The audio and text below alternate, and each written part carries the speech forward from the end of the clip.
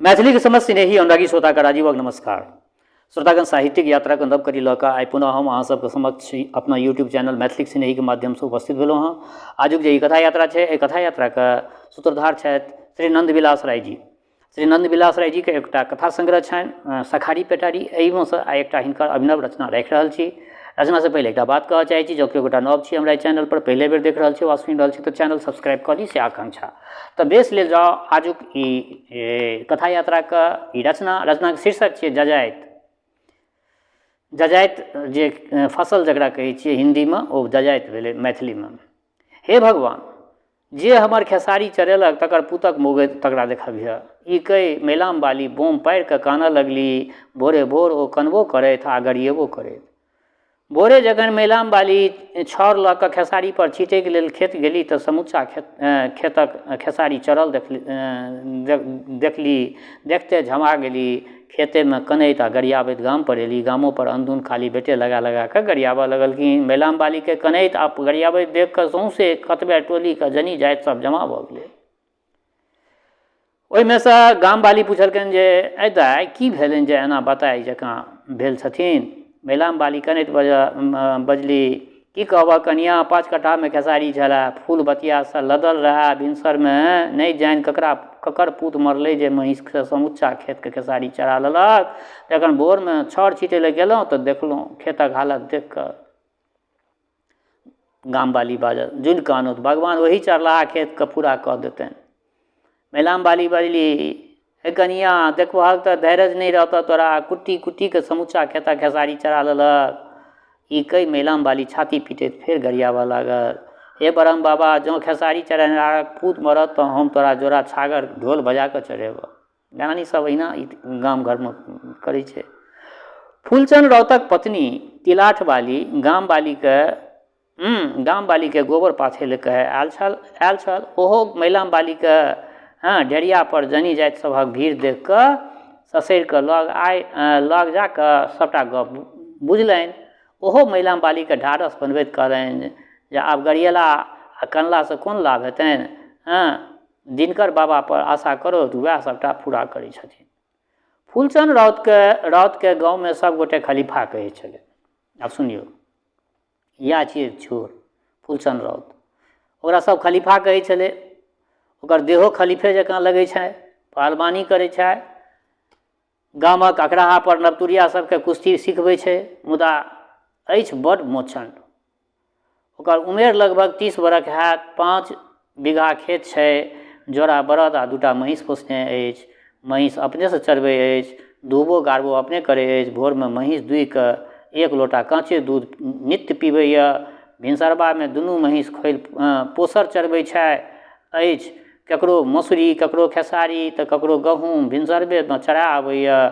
जँ केओ देखबो करै छै तऽ की मजाल जे ओकरा उपराग देतै। गामक लोक प्रायः ओकरासँ डरै छै, मुदा ओकर पिताजी बनबारी मरड़ बड़ नीक लोक। गामक लोक हुनका मरड़ कहि कऽ आदर करै छनि। बनबारी मरड़ अपना बेटाके करतूतसँ बड़ दुखी रहै छल। हरदम फूलचंद के समझाबैत रहै छल। ओ बनबारी मरड़ समझाबैत रहै छलखिन जे बौआ, बड़ मेहनत से लोक खेती करैए।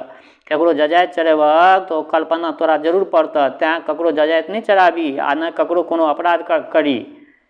गहूँमक भूसी आ बाँसक पत्ता कुट्टी बरद के खुअबिह। महींष के भूसी आ खेसारी के चुन्नी दहक, एही में बरकैत तोरा हेतऽ। बाप समझाबै छलै ई सब बात, मुदा फूलचंद खलीफा के पिता के बात ओकरा ऊपर में कोनो असरे नहीं छलै। आइयो भिनसरबा में मैलाम बाली के खेसारी चरा कर लऽ आनलकै। कुट्टी कुट्टी के पूरा खेत चरा लेलकै। मैलाम बाली के घरवाला पंचू दिल्ली में नौकरी करैत। अगहन आ अखाढ़ मास में गामे में रहि खेती बाड़ी करैए आ आन मास में दिल्लीए में काज करैए। किएक तऽ पंचू के मात्र 1 बीघा खेत आ 5 गोरे का आश्रम। 1 बीघा खेत सँ परिवार चलब मुश्किल, तेँ दिल्ली में नौकरी सेहो करैत अछि। फूलचंद खलीफा जखन जलखै करै लए अंगना आयल तऽ पत्नी तिलाठ बाली कहलकनि जे हे सुनै छै। फूलचंद बाजल, की कहै छै। मैलाम बाली बड़ गरियाबै छलै, कहै छलै जे सबटा खेसारी चरा लेलक ग। खाली बेटे लगा लगा कऽ गरियाबै छल। ई नहीं तऽ ओकर खेसारी भिनसर में चरा कऽ आनि लेलकै हँ। बेटा लगा लगा के गरियाबै छलै, बेटा लगा लगा के गरियाबै छलै। ठीक छै, गारिसँ हमर बेटाके किछो नहि हैत, गारि देने किछु नहि होइ छै, लोक अपना मोनके बुझबैए। हे हमरा गाड़ीके बड़ डर होइए, हम देखलिए महिलाम बालीके छाती पीटैत आ कानि कानि कऽ खूब गरियाबैत, से हमरा नहि नीक लागल। भगवान गौनाके 10 बरख पछाइतो एगो बेटा देलनि, जँ ओकरा किछु भऽ जायत तऽ एतेक धन की हैत लऽ कऽ। एकरा बेर बेर कहै छियै जे ककरो जजाइत नहि चढ़ाबू। ई गप होइते छल, ततबेमे फुलचंद खलीफाके पिता बनबारी मरड़ जलखै करै लए अंगना आयल।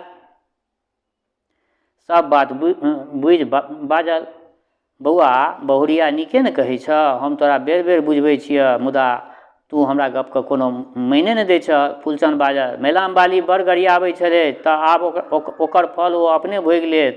ओकरा हम हकरनी नोर नहि कना देलहुँ तऽ हमरो नाम फुलचन्ना नहि। हँ, अहाँसब जिन चिन्ता करू, हमरा बेटाके कुशके कलेप नहि लगतै। फुलचंद खलीफा आ तिलाठ बालीके दुरागमन 10 बरख पछाति एकटा बेटा भेलै। फुलचंद खलीफा आ तिलाठ बालीके दुरागमनक 10 बरखक पछाति एकटा बेटा भेल, जकर उमेर 6 मास अछि। एहि 10 बरखक बीच दुनू प्राणी कोन कोन गहबर आ कोन कोन डॉक्टर लग नहि गेल।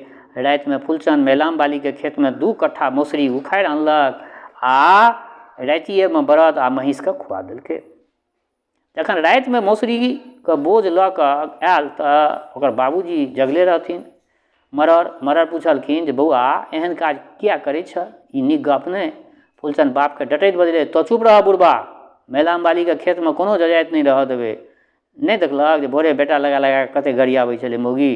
भोरमे महिलाम बाली जखन 2 कट्ठाके मौसरी उखाड़ल देखलक तऽ ओ फेर गरिएनाइ शुरू कऽ देलक। मौसरी उखड़निहारक बेटाके सरापऽ लागल। ओ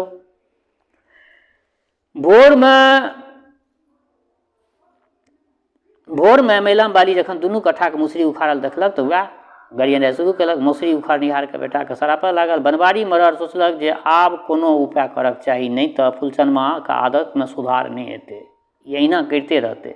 फुलचंद खलीफा बेरू पर तारी पीबै लए नरैया गेल। तही बीच मरड़ तिलाठ बाली विचार केलक। मरड़ आ ओकर पुतौह तिलाठ बाली। बनबारी मरड़ तिलाठ बालीके कहलकै जे रातिमे अपन कंचनमावला खेतसँ 1 बोझ बादाम उखाड़ि आनब आ बरद महीँसके खुआ देब। जखन फुलचंदमा भोरमे खेत देखत तखन ओकरा जजातिक नुकसानके मरम बुझैमे एतै। कहबै नहि से ध्यान राखब। तिलाठ बाली कहलक जे हमहूँ साँझखन ओछाओन पकड़ि लेब। जखन खलीफा तारी पीब कऽ नरैयासँ आयत तखन बौआके बेरामके बहाना बना देबै।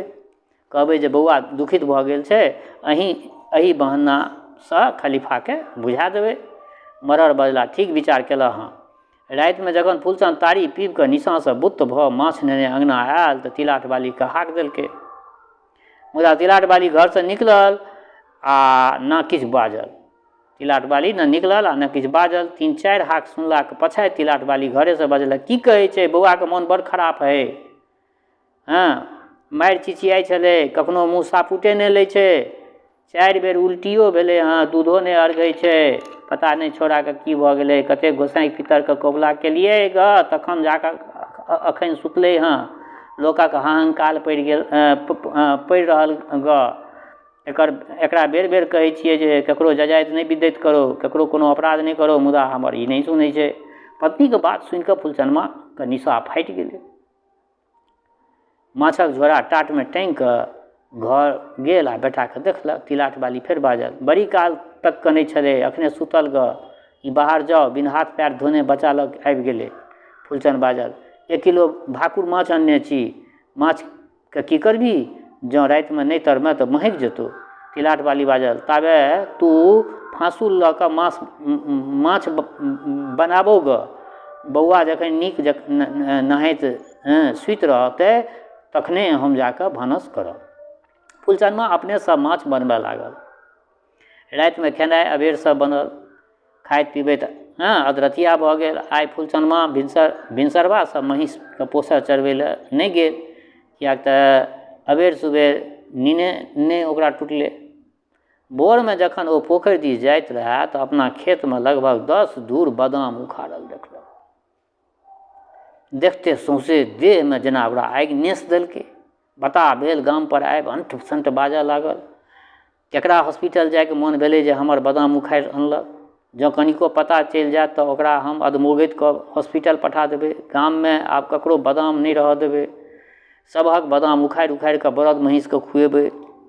दलान पर घरवलाके बता भेल देख कऽ तिलाठ वाली अङ्गनासँ डेढ़िया परमे आबि कऽ घरवलासँ पुछलकै, बऽ की भेलै ग जे एना बता भेल छै? फुलचनमा बजलै, अरे अगे अपना खेतसँ 2 कट्ठा बादाम उखाड़ि कऽ केओ लऽ अनलकौ, बुझलिही? हम आब ककरो रवि राय नहि रहऽ देबै, सबटा उखाड़ि कऽ अपना माल जालके हम खुआ देबै। तिलाठ वाली बाजल, एहन काज फेर जुइन करऽ। रातिमे कतेक देवता पितरके कबुला केलहुँ तब जाके बौआ नीक भेल। हम धर्मराज बाबाके कहलिए जँ हमरा बौआके मोन नीक भऽ जायत तऽ फेर खलीफा ककरो कोनो अपराध नहि करतै। बेटाके नाम पर फुलचनमा किछु शान्त भऽ गेल। शान्त भेल देख कऽ जखन शान्त भेल देखलकै तऽ तिलाठ वाली फेर बजलै, बादाम उखाड़ि लेलकै तऽ की हेतै, भगवान हमरा ओहीमे पूरा कऽ देथिन। अहाँ महीँस दुहू, चाह बना दै छी। ताबतेमे बूढ़ा बनबारी बरर पहुँच गेल। ओहिठमा पुछलखिन, बौआ किया हल्ला करै छलै? हम तोहर हल्ला सुनि बिन कुर्रा केने पोखरी घाट पर से दौगल एलहुँ हँ। फुलचनमा बजलै, बाबू रातिमे केओ अपन कंचनमावला खेतमे 2 कट्ठा बादाम उखाड़ि लेलकै, तेँ जोर जोरसँ हल्ला करै छलिए। अच्छा पहिने महीँस दूह, अबेर भऽ गेलौ आ चाहो पी। ससुरक गप सुनि कऽ तिलाठ वाली बीचेमे बाजल, बाबू इएह एकरा समझाबथुन ने, लोकक हंकार पड़ै छै कि नहि पड़ै छै? रातिमे बौआके मोन खराब भऽ गेल छलै, कतेक काल देव धर्मके सुमिरलहुँ तब बौआ नीक भेल। गौनाके 10 वर्षक पछाति धर्मराज बाबा एकटा बेटा देलथि। गामक लोक बजीबा बजनिया कहै छलै, आब जे ई ककरो कोनो अपराध करत तऽ हम बौआके लऽ कऽ लहिरा भागि जेबै। अपन बरद आ महीँसके आनक जजाति उखाड़ि उखाड़ि कऽ खुआबैत रहल। ई अपन बनबारी मरर फुलचनमाके कहलथिन, बौआ बहुरिया नीके कहै छौ, बुझलिही? ककरो जजाति नहि विद्युत करहक, जजाति लगबैमे बड़ मेहनत लगै छै। आइ तोहर बूट उखाड़ि कऽ केओ लऽ अनलकौ, कतेक तोरा तामस चढ़ल छौ, तहिना सबके चढ़ैत हेतै।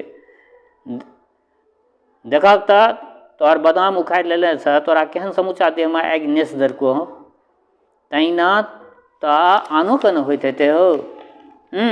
तोँ कतेक गोटेके खेसारी पोसर खोलि कऽ चढ़बै छह, कतेक गोटेके मौसरी आ बादाम उखाड़ि कऽ बरद महीँसके खुआ दै छह। जेहने अपन जजाति तेहने अनको, जहिना तोरा आइ कष्ट भेलौ हँ तहिना अनको होइत हेतै। फुलचनमाके भक खुलि गेलै। पिताके पैर छुबि कऽ शपथ खेलक जे आइ दिनसँ हम न ककरो जजाति विद्युत करब आ न कोनो अपराध करब। तऽ बेस श्रोतागण, आइ हिनकर ई एकटा रचना रखलहुँ हँ नन्दविलास जीके। वास्तवमे नन्दविलास जी अहाँके मैथमेटिक्स यानी साइंस स्नातक केने छथि, परञ्च विडम्बना ई जे हिनका सबके आरक्षण भेटऽवला वर्गसँ ईसब अबै छथि, परञ्च हिनका सबके नौकरी नहि भेटलनि, आरक्षणके लाभ हिनका सबके नहि भेटलनि।